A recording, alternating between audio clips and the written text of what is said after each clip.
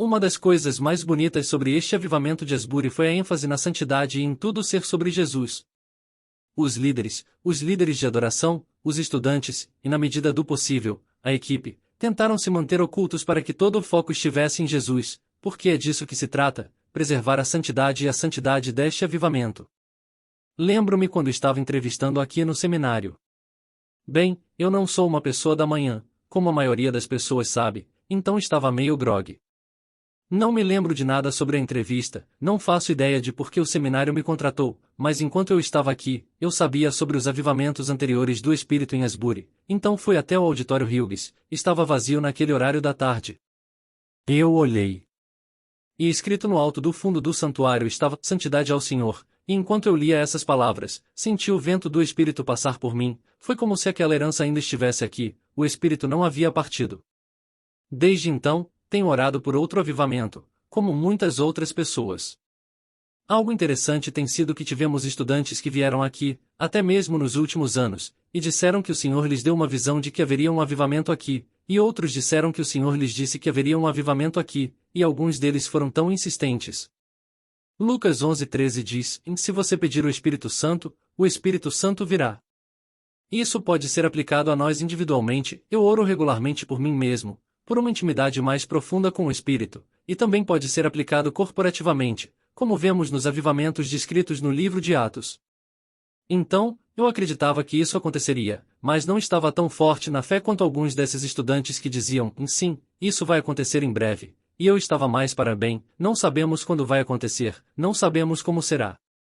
Algo que foi interessante é que tivemos estudantes que vieram aqui, até mesmo nos últimos anos, e disseram que o Senhor lhes deu uma visão de que haveria um avivamento aqui, e outros disseram que o Senhor lhes disse que haveria um avivamento aqui, e alguns deles foram tão insistentes e oraram e jejuaram e não desistiram, e um deles eventualmente deixou, mas voltou quando isso começou a acontecer, para fazer parte daquilo pelo qual ele orou tão fielmente, tão intensamente, por tanto tempo. Ele era um estudante visitante da Malásia.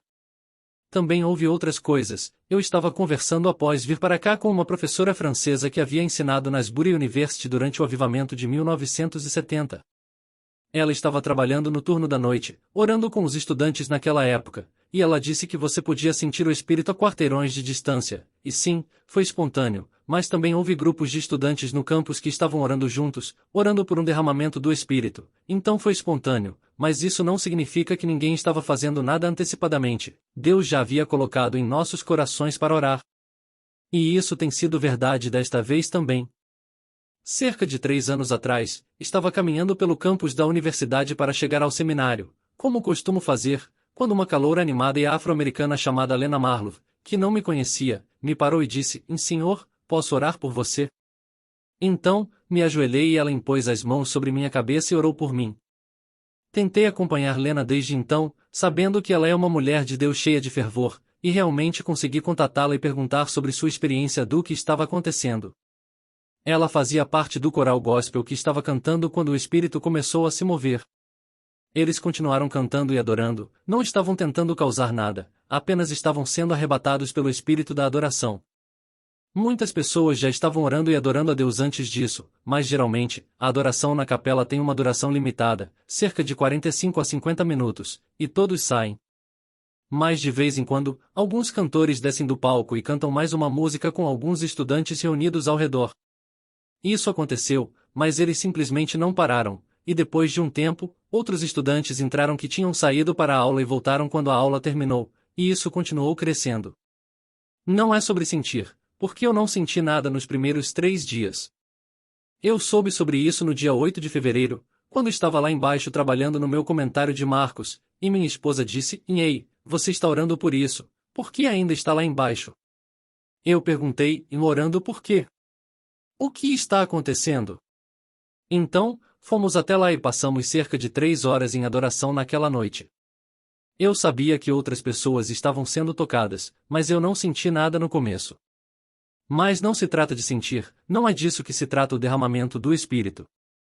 Claro, geralmente há sentimentos envolvidos, mas o foco não é no que podemos sentir, o foco é dar a honra e a glória ao Senhor, pois é isso que Ele merece.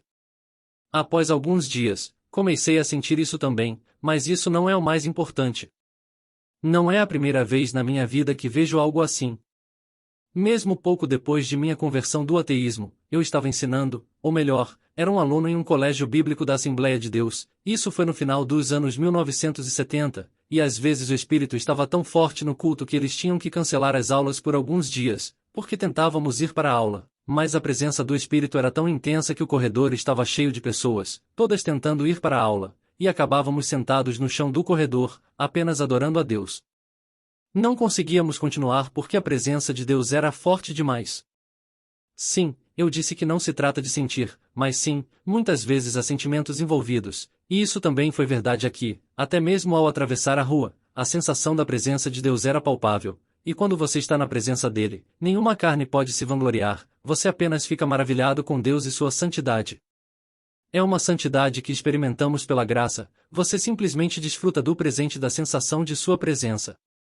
Ele está sempre conosco, mas você a percebe mais claramente. Isso aconteceu algumas vezes em colégios bíblicos, mas não como aqui. Isso foi lindo de se ver.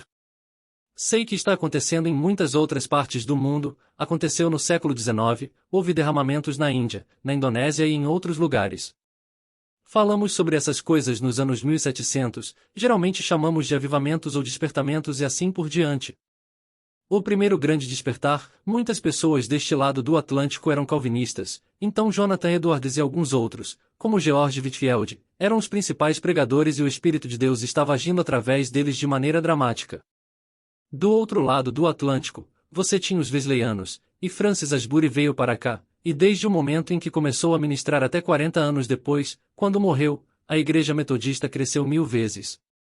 Foi um derramamento do Espírito. O segundo grande despertar foi dominado especialmente por Wesleyanos e Arminianos. Deus não está limitado às nossas caixas, Ele ama todos os seus filhos, e nós também devemos amar, o que não quer dizer que não devemos nos preocupar em acertar nossa teologia, porque ideias corretas têm consequências. Deus ama todos os seus filhos, e Ele derrama seu Espírito como desejar, e nós o buscamos. Isso foi verdade em ambos os grandes despertares, houve oração intensa preparando o terreno. E então você tem coisas como o avivamento Hebrides, que era principalmente entre os calvinistas, muito devotos. O avivamento de West Timor nos anos 60 ou 70 aconteceu entre cristãos reformados novamente. E você tem diferentes experiências, sabores diferentes, quando Deus derrama seu Espírito em diferentes cenários. O derramamento do Espírito no orfanato de Pandita Ramabai nos primeiros anos do século XX na Índia envolveu línguas de fogo sobre as cabeças de algumas das meninas que estavam orando lá, elas tinham visões. No avivamento de West Timor, começou com um vento impetuoso, e claro, o avivamento da Rua Azusa, que aconteceu apenas um ano antes do derramamento na Índia, foi acompanhado por falar em línguas. Você tem sinais e maravilhas no avivamento de Shandong, que foram editados em algumas versões americanas, mas em algumas versões chinesas, você tem muitas maneiras diferentes pelas quais o Espírito se move. A tradição dos avivamentos em campi universitários, que muitas vezes eram precedidos por orações, geralmente gerava gerações de missionários que saíam e serviam a Deus globalmente. Alguns desses avivamentos, ao contrário de outros, duraram anos, como o segundo grande despertar. Colocamos todos esses avivamentos em uma única categoria, mas eles são moldados de maneira diferente. O avivamento galês, por exemplo, é diferente de outros. Em relação a timing, está é a hora certa para o dia de oração pelo derramamento do Espírito em diferentes faculdades, que seria em 23 de fevereiro, e eles escolheram a Universidade Asbury como local principal para isso, em parte devido aos avivamentos anteriores em Asbury, mesmo sem saber o que estava prestes a acontecer. Deus sabe quando temos esses momentos especiais de derramamento do Espírito. Mas, independentemente de chamarmos isso de avivamento ou outro nome, não importa, não se trata de Asbury, não é sobre um lugar, é sobre corações famintos e sedentos por Deus.